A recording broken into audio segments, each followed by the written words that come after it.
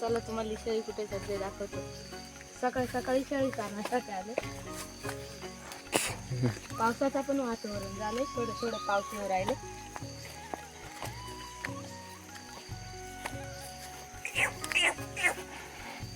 तिथे शेळी सध्या